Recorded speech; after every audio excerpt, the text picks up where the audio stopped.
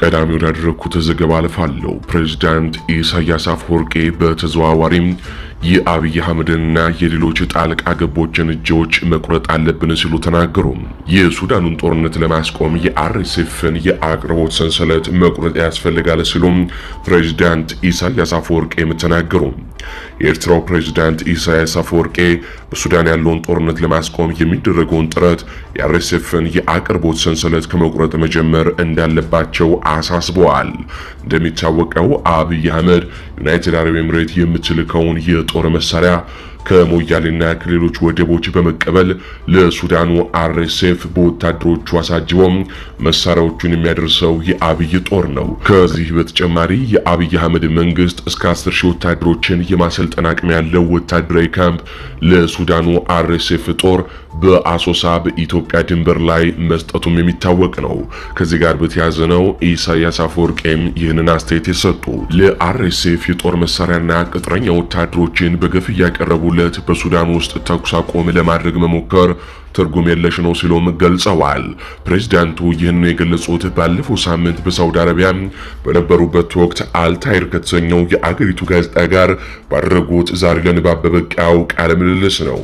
ከአልጋ ወራሹ መሐመድ ቢን ሳልማን ጋር በነበራቸው ቆይታ በሱዳን ውስጥ ባለው ቀውስ፣ በአፍሪካ ቀንድ እየጨመረ በመጣው ወታደራዊ እንቅስቃሴና በቀይ ባህር ደህንነት ላይ ውይይት ማድረጋቸው የተነገረ ሲሆን ፕሬዝዳንቱ ጨምሮም የሱዳኑ ጦርነት እየተራዘመ የመጣው የውጭ ጣልቃ ገብነት በመኖሩ ነው ብለዋል።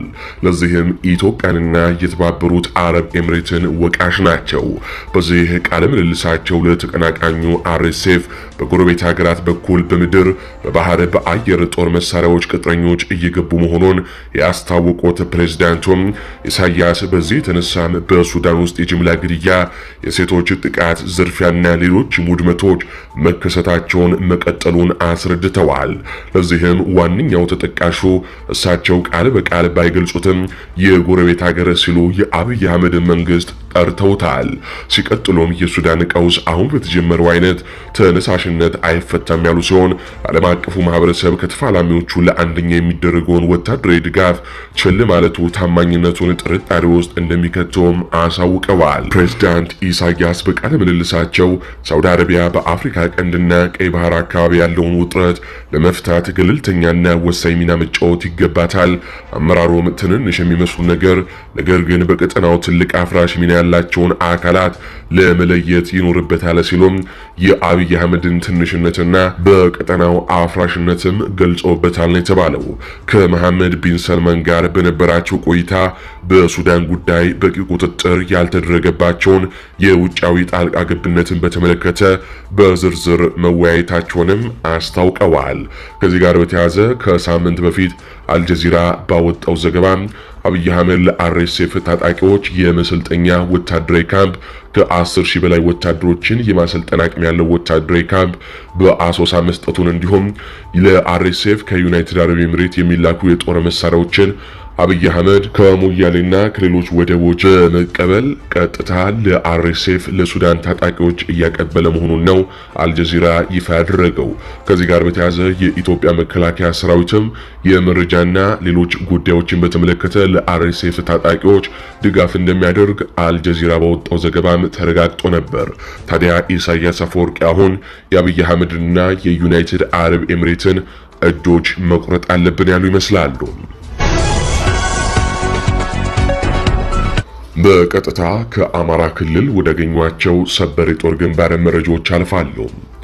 በሽምሻ አየር ማረፊያ ዙሪያ ልዩ ስሙም ሳይና በር ተብሎ በሚጠራው አካባቢ በተካሄደ የሰርጂካል ኦፕሬሽን በአገዛዙ ወታደሮች ላይ ከባድ ጉዳት መድረሱ ተሰምቷል።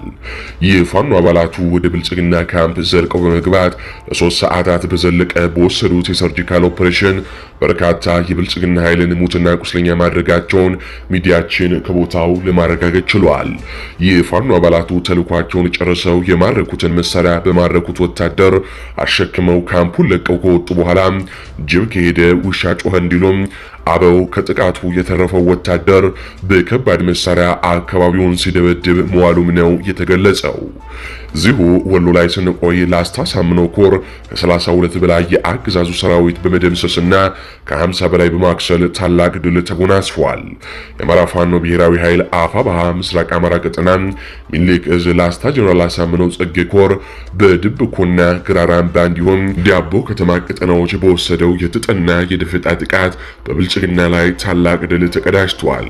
በትላንትናው ዕለት ከንጋቱ 12 ሰዓት ጀምሮ የአገዛዙ ብልጽግና ልሳናት የላሊበላ ከተማን አስተዳደር፣ የላስታ ወረዳ፣ የቡግና ወረዳ የካቢኔ አባላት ከጋሸና ወደ ላሊበላ ከተማ ለማሳለፍ የብርሃኑ ጁላ ሰራዊት ከጋሸና አርፋ እስከ ግራር አምባም ዘርግቶ የነበረ ቢሆንም የኮሩ ነብር ተወርዋሪዎች ኮማንዶና ውባንታ ባተ ክፍለ ጦር 2 ሻለቃዎች በድብኮ ቀጠና እንዲሁም በዳቦ ከተማ ቀጠና እሸት ክፍለ ጦር 2 ሻለቃዎች ደፈጣ በመጣል የብልጽግናን ኃይል አይቀጡ ቅጣት ቀጥተውት የብልጽግና ኃይልን ሙትና ቁስለኛ እያንጠባጠበ እንዲፈረጥጥም አስገድደውታል። በዚህ ጥቃት ከፍተኛ የወረዳው ባለስልጣኖች ላይ ተኩስ የተከፈተባቸው ሲሆን አጃቢዎቻቸው መገደላቸው ሲነገር አንዳንድ ባለስልጣኖችም ሳይቆስሉ እንዳልቀረ ነው የተነገረው።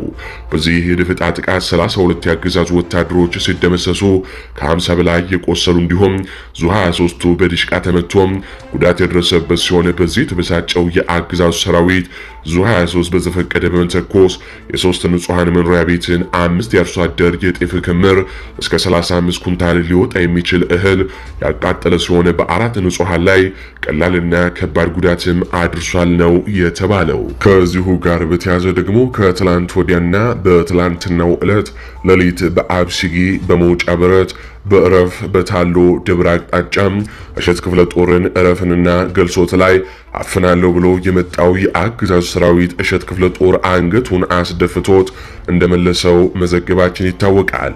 የፋኖ ኃይሎች በወሎ ከሰሞኑን እያገኙት ያለው ድልም እጅጉኑ አደብ የሚያስብል ነው። እዚሁ ወሎ ላይ ስንቆይ ከተከፈተባቸው ጥቃት ህይወታቸውን ለማትረፍ ሲሸሹ የነበሩ የአገዛዙ ወታደሮች መንገድ ላይ ሌላ አዲስ ጥቃት ተከፍቶባቸው በርካቶች ተገደሉ። ወታደሮቹ ከመጀመሪያው ጥቃት ለማምለጥ ሲሸሹ ፋኖ በቆረጣ ቀድሟቸው ነው በቦምብና በብሬን ዶጋመድ ያደረጋቸው ተብሏል። በአፋብኃ ምስራቅ አማራ ቀጠና ሚኒልክ እዝ በደጋው መብረቁ ኮር ጽናት ክፍለ ጦር ስር የሚገኘው የአንድ ሻምበል አባላት የፋኖ ጥቃትን መቋቋም አቅቷቸው ህይወታቸውን ለማትረፍ ከአምባሰል ወደ ደላንታ ሲሸሹም በነበሩ የአገዛዙ ወታደሮች ላይ የቆረጣ ጥቃት በመፈጸም የሻለቃ አመራሮችን ጨምሮ ከ3 ጋንታ በላይ የብልጽግና ሰራዊት ሙትና ቁስለኛ ማድረጋቸውን ሚዲያችን ከአማራ ፋኖ ምስራቅ አማራ ቀጠና ህዝብ ግንኙነት በኩል ያረጋገጠው። በአምባሰል ወረዳ ዚህና ተለያየን ላይ በተደረገው ውጊያ ከመደምሰስ የተረፉ የአገዛዙ ወታደሮች ናቸው። በትላንትናው ዕለት አመሻሹን ወደ ደላንታ ወረዳ ሲሸሹም ፋኖ በቆረጣ ቀድሟቸው በቦምብና በብሬን ዶጋመድ ያደረጋቸው ሲሉ የአይን እማኞችም ለሚዲያችን ገልጸዋል። በቆረጣ ጥቃቱ የሻለቃ አመራሮችን ጨምሮ ከ3 ጋንታ በላይ ሙሉ የብልጽግና ሰራዊት ሙትና ቁስለኛ መደረጉን ነው ሚኒልክ እዝ በህዝብ ግንኙነቱ መምሪያው በኩል ለሚዲያችን በላከው መረጃ የገለጸው።